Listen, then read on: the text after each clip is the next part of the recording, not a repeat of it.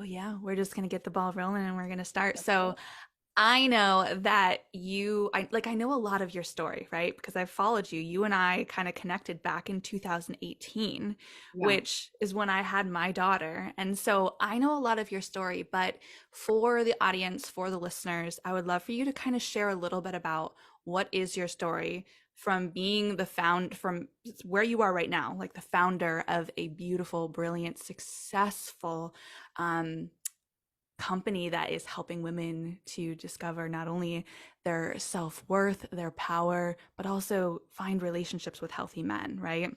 Yeah. So I'd love to hear how you went from where you were to becoming that coach and this person. Also, in your personal life, you have a beautiful personal life as well. So, You how just did gave me a little confidence boost as you were I did? describing that. Thanks. I did. You're welcome.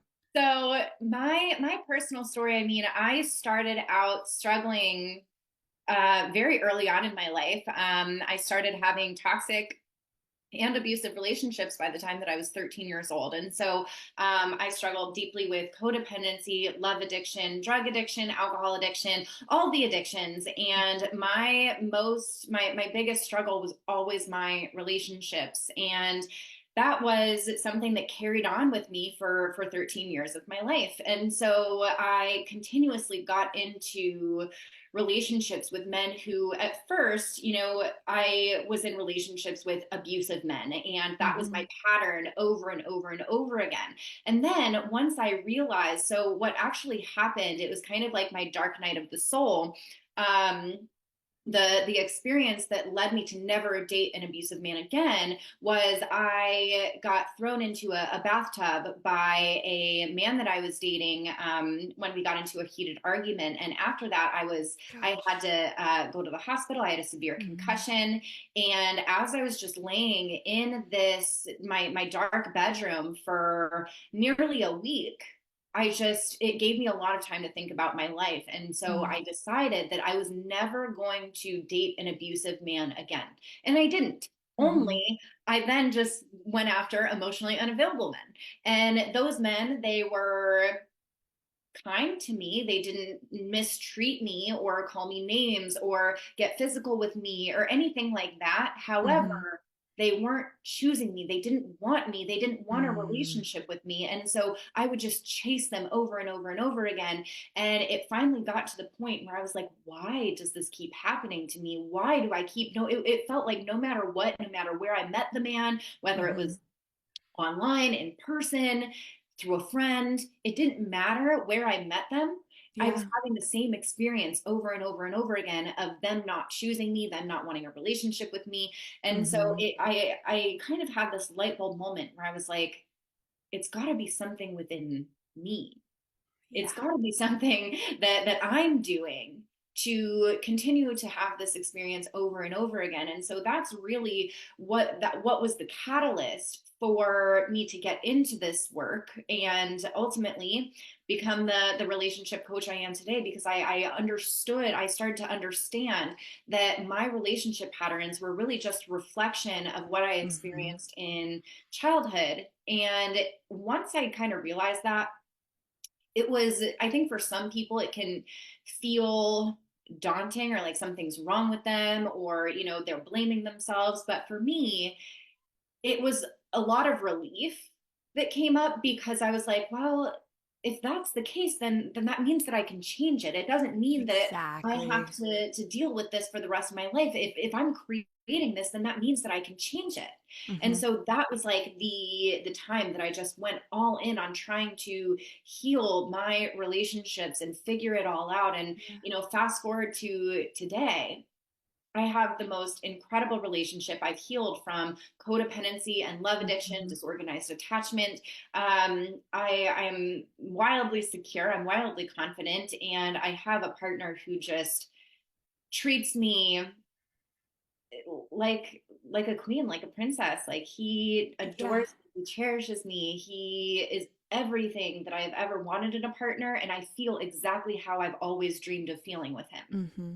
And I see that. I saw your latest post of you guys and where he took you and everything. I was like, that is your reality. Yeah. And I know that social media paints a different picture, but you're real about your hardships too.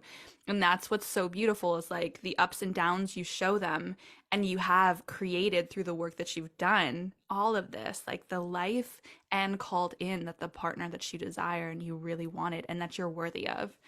So I Yeah. love that story. Thank you. One of there's a couple of things that came up when you were saying that.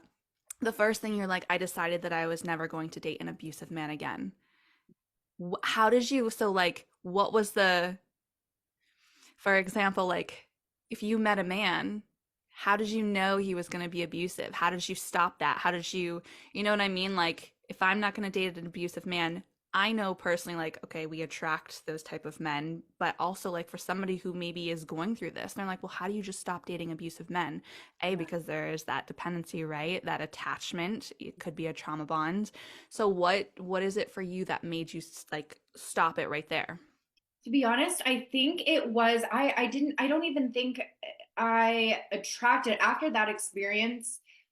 I don't think an abusive man even came in my energetic field Yeah. because I was so certain about that decision. And when we have certainty like that, like Hmm. decide means we cut off everything else, right? It's an Yeah. end.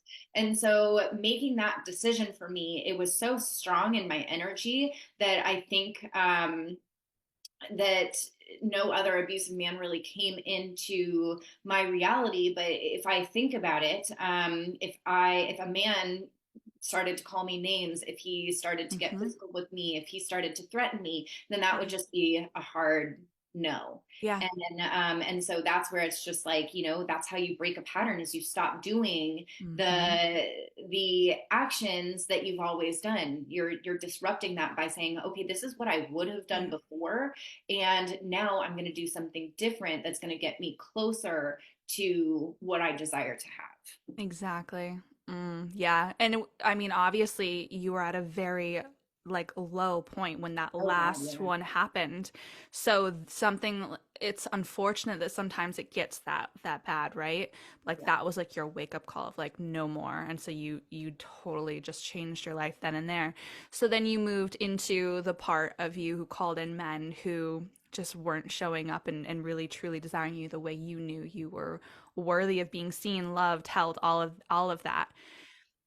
I think one of the major themes that you talk about a lot that I see you, because I'm following you, I'm seeing things, is taking responsibility and ownership, right? Like us as women, we have to do this.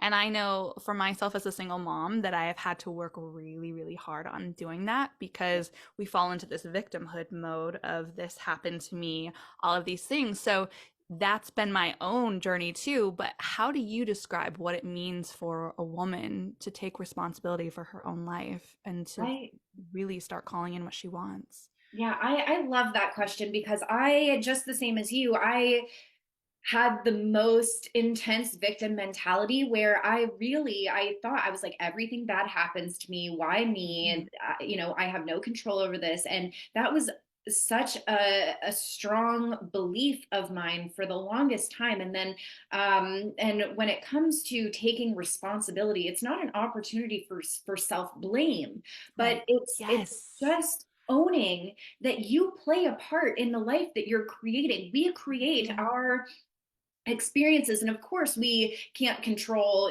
everything that's happening, but we definitely play a part in it, and our thoughts, feelings, and behaviors create our external reality. And so this isn't an opportunity for you to say, oh my gosh, I'm so stupid, or something's wrong with me, Right. or I'm an idiot for XYZ.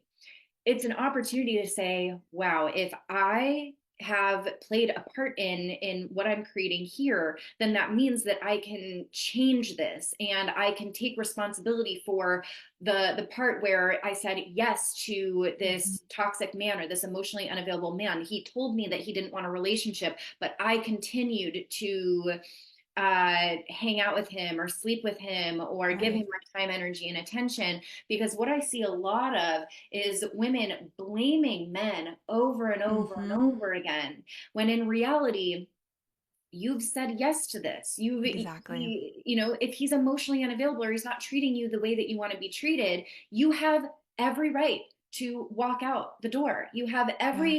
you can do that.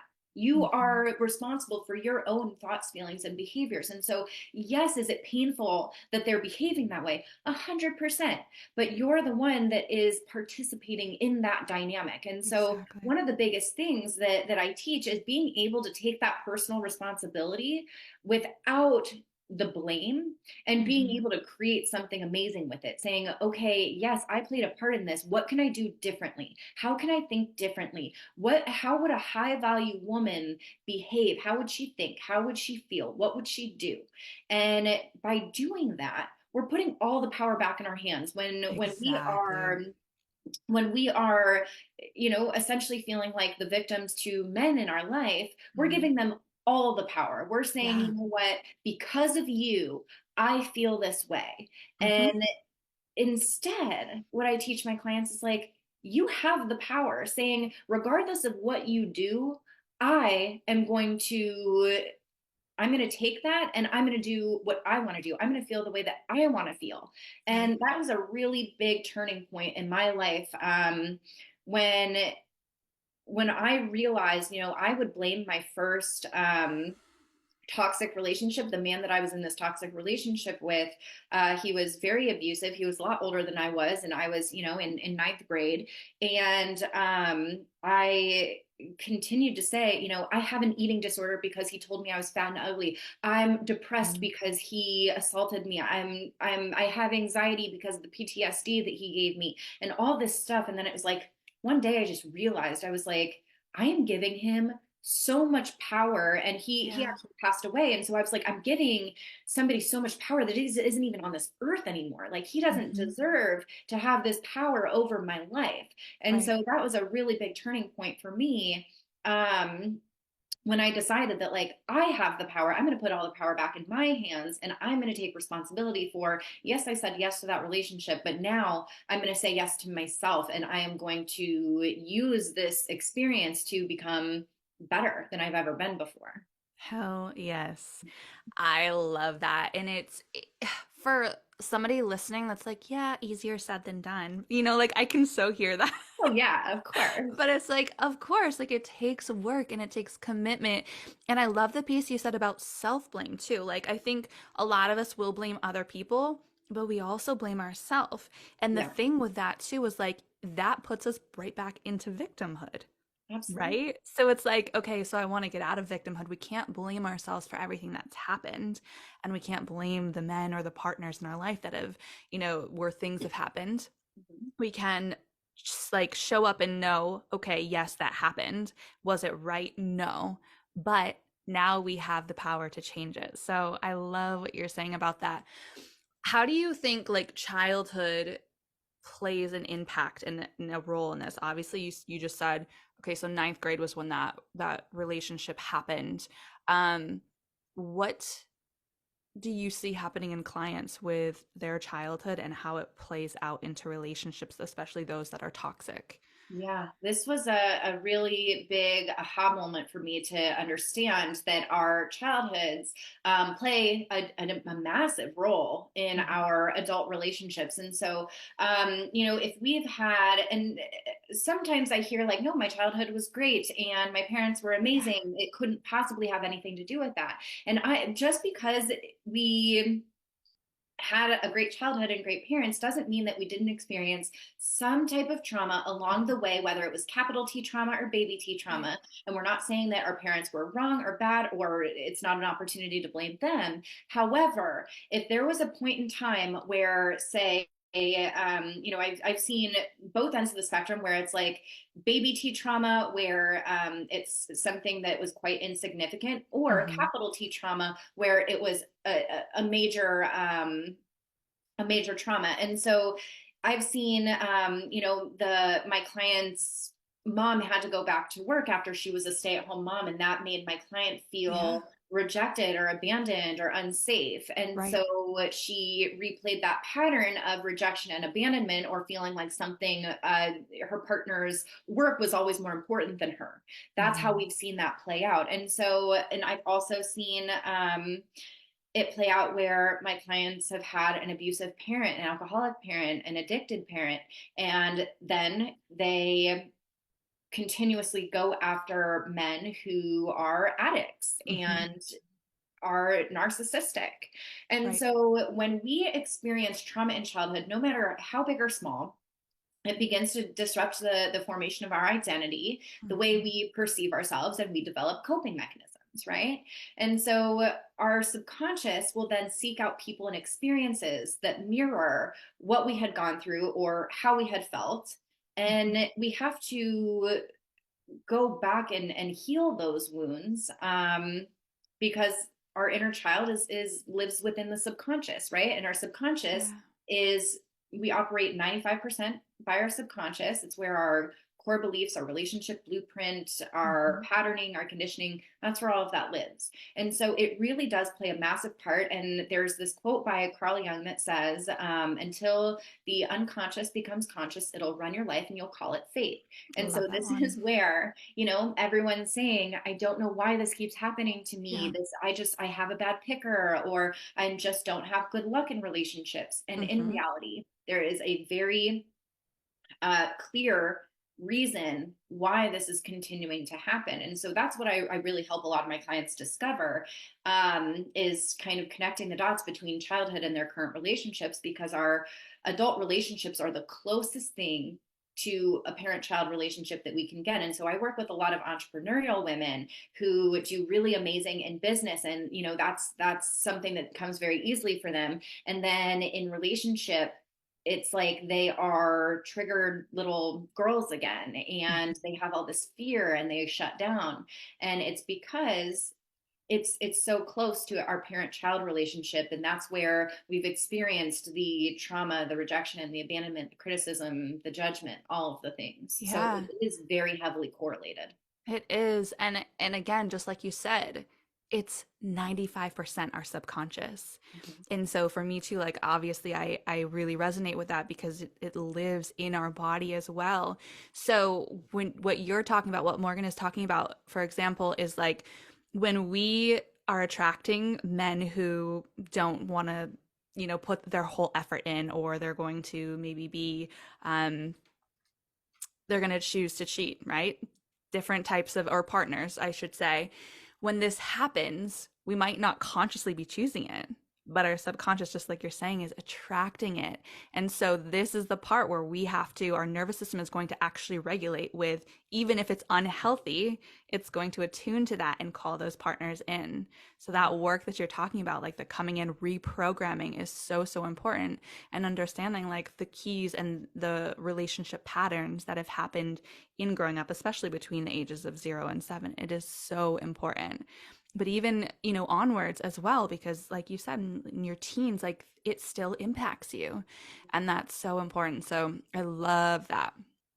So you touched on one of the questions that I had for you. So many women are successful in business and struggle to call in that healthy romantic relationship.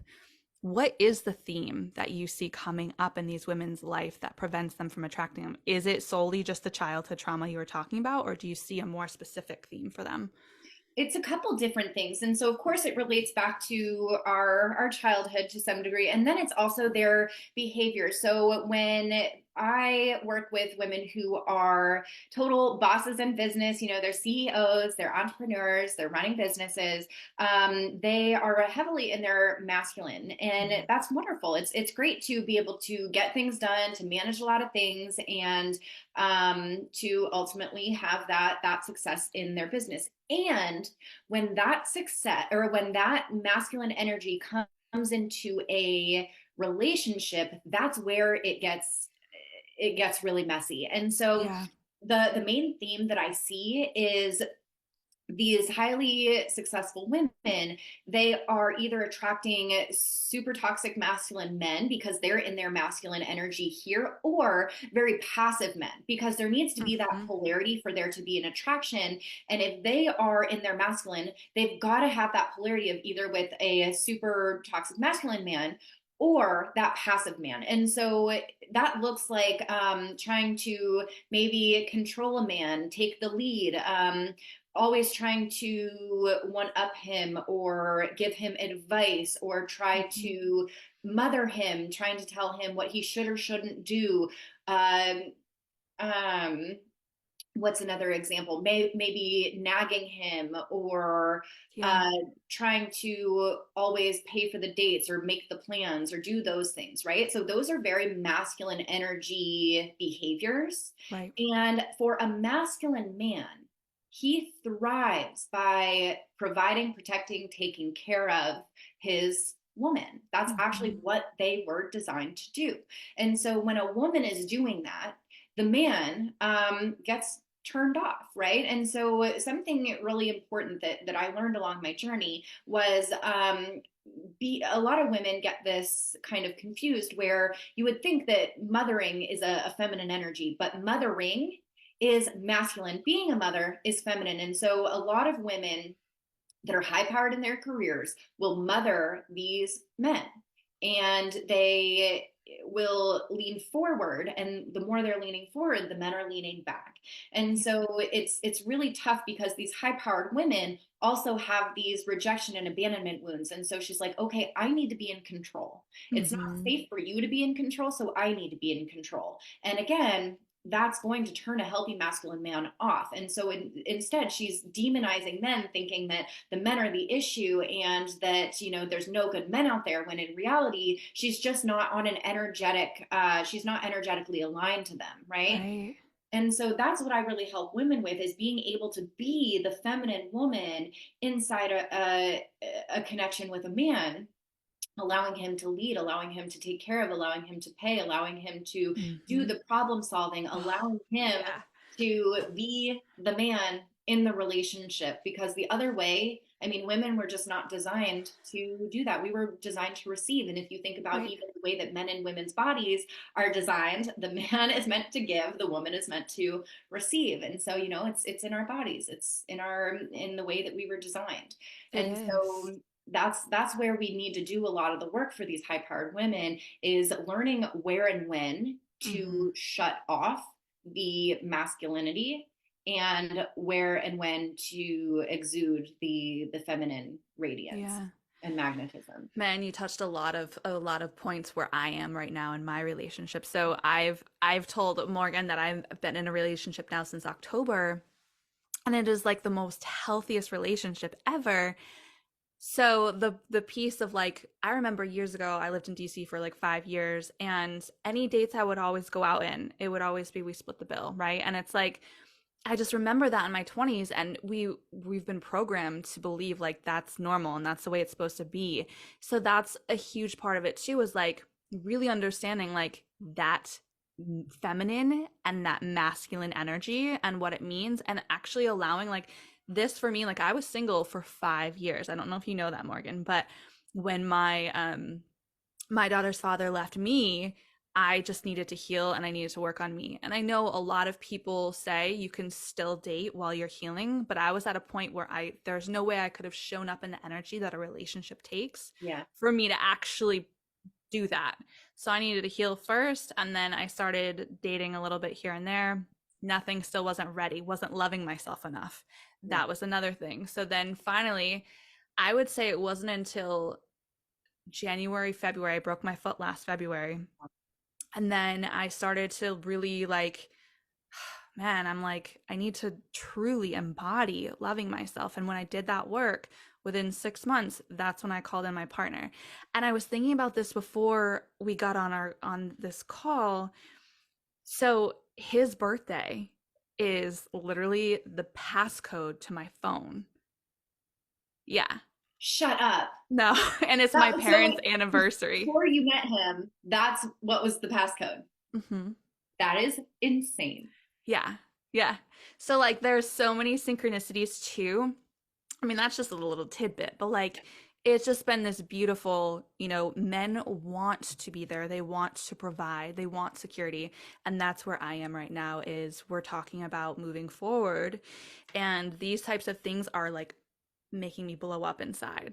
Like I am not ready for a man to fully provide for me yet. And what does that look like as I've been a business owner and struggling for years as a single mom? Like it's just such a huge, so it's really both spectrums of a high value woman or the woman who's been struggling for so long too, right?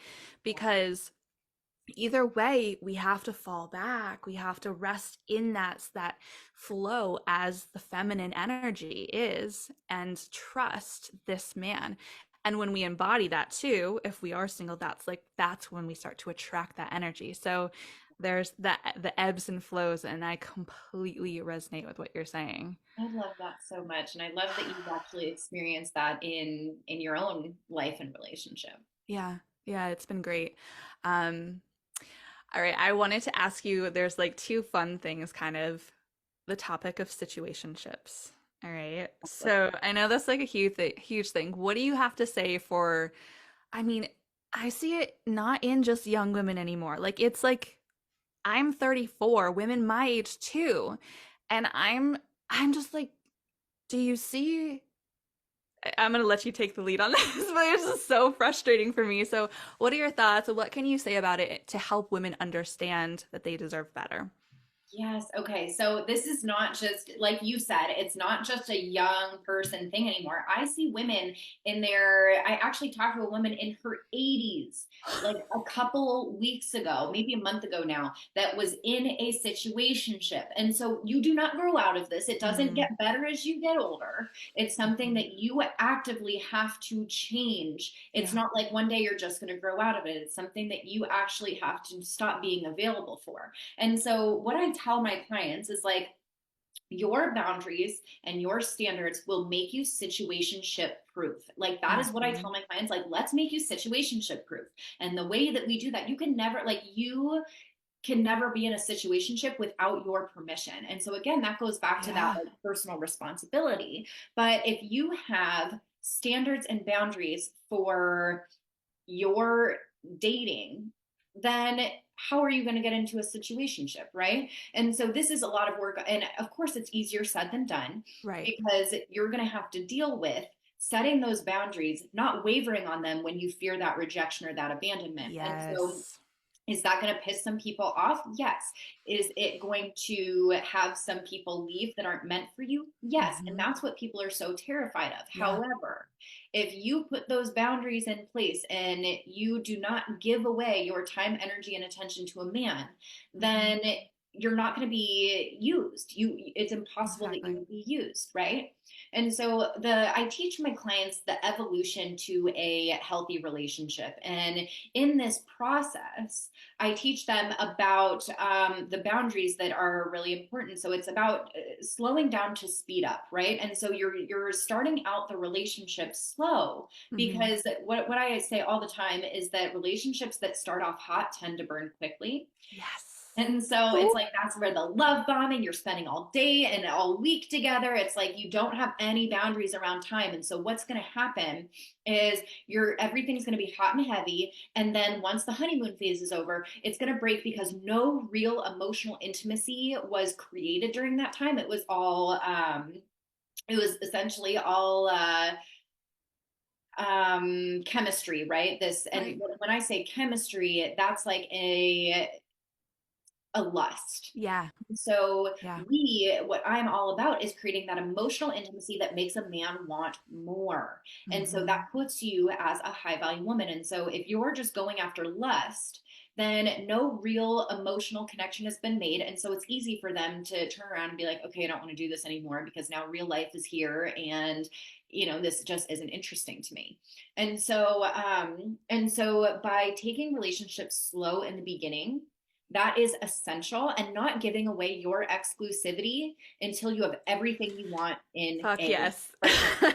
Oh my gosh, I can't tell you, like, you know, but I can't say this enough. Like, so Yeah. many women are out here being Hmm. exclusive to men that aren't even exclusive to them or who aren't choosing them Yeah. or aren't even what they want in a partner. And they're okay with it, some of them too. Yes, Hmm. exactly. Hmm. And it's just like that is such a bash to your Yeah. self-worth, and you lower your worth in other people's eyes when you do Right. that. And so when you're giving them all your time, energy, and attention early on, and you're giving them Hmm. your exclusivity, they're like, why, like energetically they're like, why doesn't this person value themselves more? And then they stop valuing Yeah. you because you aren't valuing yourself. And so Exactly. you're self-abandoning, you are bending over backwards for this Hmm. guy, you are performing and doing all the things to try to get him to like you and to want you and to commit to you. And all that's doing is lowering your value and pushing him away. And so Hmm. for the women that find themselves in situationships, what I would highly suggest is, first of all, look at why you don't feel like you deserve to be chosen. Where in your life have you not, have you experienced not being chosen, not being seen, not being good enough? Heal those core wounds and then Hmm. decide that you're going to have boundaries around how often you're going to see somebody, how often you're going to talk to somebody, when Right. you're going to give exclusivity, when you're going to get physical. Because again, you can't be used without your permission. So if you're not sleeping with a man who hasn't committed to you, how is he going to use you, right? Hmm. And also that hunt, like men are designed for the hunt, and that's actually what builds their Yeah. testosterone. Yeah. And so that is wildly attractive to a man. Your boundaries are sexy. It's wildly attractive to a healthy masculine man for a woman to have those boundaries and standards. And so contrary to your belief of, Right. boundaries are going to push men away, or they're going to think I'm too difficult, it makes you way more desirable. So Hmm. you're doing it for you ultimately, and by you setting boundaries and standards for you, you're going to get rewarded with an incredible man. Exactly. And for the listeners too, like Morgan's not saying going slow in the beginning is easy because that's something that was very difficult for me. Me too. Every relationship that I had before this one has always been hot and heavy in the beginning. Yep. And it was that lust and it was that addiction to the lust Mhm. too, Yep. because that is a feeling that feels somatically so good in our body and we want more and more of it. And then it just drops off because that's what we're going for rather than just like you said the slow burn where it's real, it's going to turn into real love and you're going to be treated exactly how you're worthy of. So it's not always easy, but you do deserve something better than situationships. So if you heard anything, I hope you really heard what Morgan was saying about that. Really, really important. I wanted to ask you too about ghosting. Mm. So, what do you see coming up with ghosting and why do you think this happens to women? It's probably kind of similar to situationships, right? Like that energy, but I'd love to hear what you say about that. Oh yeah, so I've worked with a lot of women. Like my actually one of my clients who is now she just went ring shopping with her boyfriend and Oh. all this stuff that she attracted during our time together. She came to me because she kept getting ghosted by men. Hmm. And when we dove into her patterns, we saw that she had abandonment wounds and she abandoned herself, and so therefore she was an energetic match for abandonment. And so she would Yeah. overextend herself. She struggled with codependency and anxious attachment. And so she would overextend and betray herself all the time. And so when we are consistently getting ghosted by men, typically there will be a wound that we have around abandonment, and so we're going to see that continuously show up. And it's also about emotional availability, right? And Right. so if we are emotionally unavailable, then we also are an energetic match for getting ghosted because there is no emotional tie there. Exactly. And so I see this quite a bit. And what's really beautiful is like just a few like mindset shifts can really change that for you. Like my Yeah. client, she was with me for 4 months. She came in, got ghosted, and then like for the last time, and then she met her soon to be fiance on a dating app. By the time we were done with our program, She was officially a girlfriend, and he treats her like a freaking queen. And then she just messaged me the other day saying that they are ring shopping and getting married by the end of the Oh year. my God. And so, like, this can Yeah. go with, like, when I say you slow down to speed up, she Right. did everything that I told her, Hmm. shared with her to do in my program, like my unique way of doing this. And she was slow in the beginning, and now they can speed up because they built that Exactly. emotional intimacy. And now she's an energetic match for that Yeah. epic love affair. And so if you're continuously getting ghosted, it's like, okay, where am I ghosting myself? Where am I abandoning myself? Where do I Hmm. keep putting others' needs ahead of my own? And when we People stop pleasing. doing that, people pleasing, Hmm. 100%. Hmm. So when we can recognize that instead of being like, oh, dating apps suck, I just keep getting ghosted, it's Hmm. like, what is the deeper energy here? Right. Because like attracts like, we're always going to get what we're giving out. Yes. Girl, you are spitting it out like fire. This Just is like, like my my area of expertise. I I know. love I it. love it too. Okay, so you mentioned dating apps. We were talking about that briefly before we started recording. I was telling you how a lot of people don't believe in dating apps. And even Uh-huh. some coaches say dating apps will not call in healthy masculine men. I disagree with this, but I'd love to hear your opinion and what you can like say about dating apps and women choosing them. Yeah, so big eye roll there around saying that there's no healthy masculine men on dating apps. First of all, I met my boyfriend on Bumble, and it was during, like, I was doing an experiment to learn more about online dating. Like, Mhm. so I heard, just as we all do, dating apps suck. There's no good men out there. Blah blah blah Right. blah blah. And so I was like, I'm going to show you guys that there are Hmm. great men on dating apps. And so that was really my mission. I was like, I'm going to go out on these dates. I'm going to meet amazing men.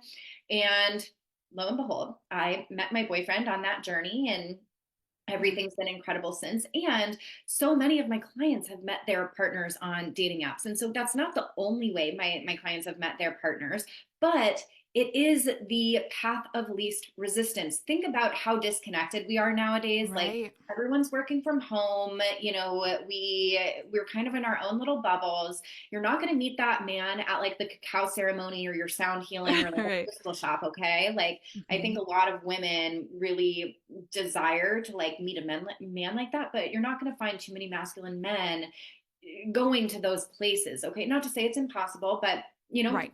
they're into their other things. And so I never in a million years would have crossed paths with my Yeah. boyfriend. We just wouldn't have ever crossed paths if it weren't for a dating app. Hmm. And so I think it's, if you have a really great profile, this is a service that I offer my clients, is I revamp their profile to exude their personality, their feminine Hmm. energy, their radiance, their magnetism, and and we elevate their mindset around it. And it almost immediately, new great guys are coming in, taking them on incredible dates. And my clients are really getting to choose instead of like waiting to be chosen. They're getting to choose. Like, they have, Yeah. for the first time ever, they have like multiple great men that they get to choose from. And so dating apps are fantastic. I think that they get a bad rap because we have all these limiting beliefs. We're Hmm. coming from a wounded place when we're on them, and then we judge them, when in Exactly. reality Yeah. we, like attracts like I've heard I work with women all over the world, and all of them have, before we start working together, is there's no good men in my area. Mm. If Oh that were yeah. true, there would be no good men anywhere in the world. Right. And so, it really does, our attitude, our energy, our mindset, and Hmm. our strategy all makes a difference when it comes to dating Yeah. apps. And so instead of just like writing them off and saying, no, I hate them, they suck, Right. learn how to use them. It's a skill, Hmm. just like business is a skill. You've had to learn how to, you didn't come into your business or your job or your career just knowing everything right off the bat. Yeah. You had to learn skills over a period of time. So that's exactly what dating apps are. That's exactly how Hmm. relationships are. It's a skill that has to be learned. And so Yeah. I would say those people that say you can't find good men on dating apps, I just think it's BS. I And agree. yeah, Yeah. Yeah. exactly. I Yeah. do. And two, like, I think one of the biggest things that comes into play, which I'm guilty of doing too, is there's so many choices that you end up reverting back sometimes to either an inner part that needs more work. And that's when you'll choose the men that aren't healthy. And Yep. so it's a really like catching yourself in that, like, is this man actually going to be a good choice for me? Mhm. Excuse me, because you can tell, you can feel their energy, you can tell by reading their profile. And also like for me, my values have changed tremendously since I dated men last time. So they're not, as you evolve, as you grow, that's what I'm talking about. You're not going to go for the same profiles, the same men that you used to. And so my current boyfriend, I would have never dated him. Yeah. Never. Yeah. Like, and if I saw him walking down the street, I wouldn't have even given him a glance because I was still living from that place of like these are the men I date. Mhm. And it's really like we have to shift so much and also trust like once we begin shifting, I love that you also you do your clients profiles. That's great because that's true too. Like how you're showing up in them, they're gonna show up, they'll like whatever, and you just get to say yes or no and you get to choose and call that in because you should be chosen. Yeah. And that's a fun part of it is being chosen. So if you're not using a dating app, where are some other places that you recommend that we find new partners? I love this question. And it's honestly like good men are everywhere. So Hmm. they're at a golf lesson, they're friends of your brother, they are, Yeah. the friends of your husband or your friend's husband. Um, you can put yourself into more social settings to find men, you know what I mean, Hmm. like to put yourself in those meetup groups or try a new hobby or a new sport or going out with a new group of people, asking your friends, hey, I want to go on a blind date or I want to be set up. You could, I've had clients get just found on Facebook, like their Yeah. friend shared a picture of them together. And then my one client who got engaged in October, her fiance just found her on Facebook because they had a mutual friend. And he was like, that is my woman because her energy Uh-huh. exuded that. Ooh, I've got to interject. Okay, Yeah. so a lot of women are like, "Ooh, cringe. She found me on Facebook." Like, what do you that's I've heard women literally say that. It's Yeah. like stalkerish. So what is your take on that? Like what do you say to those women who say that? I think that if he found you on Facebook, then that's fantastic. Why, like, you know what I mean? Like, see, that's the problem is like the women Hmm. are demonizing them if they do and if they don't. It's like, no, let him Exactly. talk to me. And then when, somebody reaches out to them, they're like, oh my gosh, he's a stalker. And Right. so we've got to stop judging men. And, Yes. we've got to start opening our hearts, stop judging men, Hmm. because we can't attract a great man if we resent men, if we have this Exactly. underlying resentment.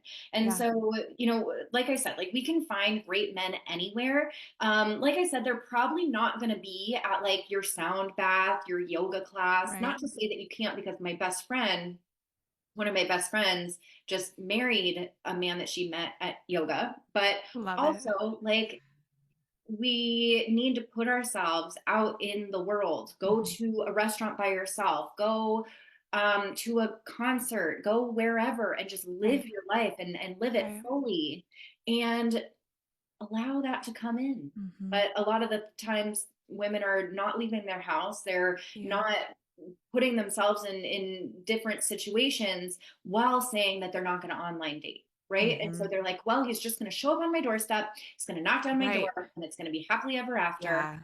But that's not the case, And I, I've seen a lot of women date or, find their person in so many Hmm. different ways that it's like the possibilities are endless, but it all comes down to, are we energetically open for it? Yeah. Yeah. Oh, I love this. Thank Oh, you. Morgan, we've got just a few last questions because we are called the Inner Compass podcast. What does it mean for you to allow your body to guide you and show you the way? I love that question. Mhm. So it's all about listening to your intuition, and we're not going to get it 100% right all the time. I think that a lot of us perfectionists wish that we could, or Yeah. or, just have that certainty. But what it comes down to when I think about, following my body and my inner compass is, does this align with the vision that I have for myself and for my future? If yes, then I'll take that step. And if not, then I won't take that step. And so it all comes down to having that vision of who you want to be, what you want your life to look like, and what's energetically in alignment with that. And we're just continuing to say yes to what resonates and no to what Right. doesn't. And so, the universe is like an algorithm. The more we say yes to what we want, the more we're going to get what we want. The more we say no to what we don't want, the less of that we'll get. And so that's what I really feel like it means for me personally, because I'm always asking myself, if I want this, who do I have to be in order to receive it? And then that's what guides my thoughts, my feelings, and my actions. That was beautiful. Yeah. Oh. All right. Tell the listeners how they can connect with you, sharing websites, socials. We'll put those all below when I go ahead and post this in the show notes. But how can the audience work with you? Sure. So I have my Facebook, I have my Instagram, Morgan Danielle on Facebook, and _Morgan Danielle on Instagram. I also have a free Facebook group that is just filled with all sorts of free trainings and resources. It's called Break the Cycle. And I have my Empowered Academy, which is my 6-month healing intensive program that is just a catalyst for ultimately creating the most epic love affair of your life. No matter where you start, if you're struggling with codependency, love addiction, or you've done some of the work and now you're ready to attract that partner, I've seen it all. I've coached a lot of women through all of that. So that is my main program that I offer. And it is. I witness whenever I'm on Facebook, like her Morgan's like posts always pop up and I witness this. So you guys, she is incredible. If you are looking for a relationship coach and you're struggling right now, I highly, highly recommend reaching out to Morgan. Thank you so much for coming today, my love. It was an honor to have you and a pleasure having this chat. Thank you so much for having me. It was amazing. You're welcome. We will see you guys next time. Thanks for listening.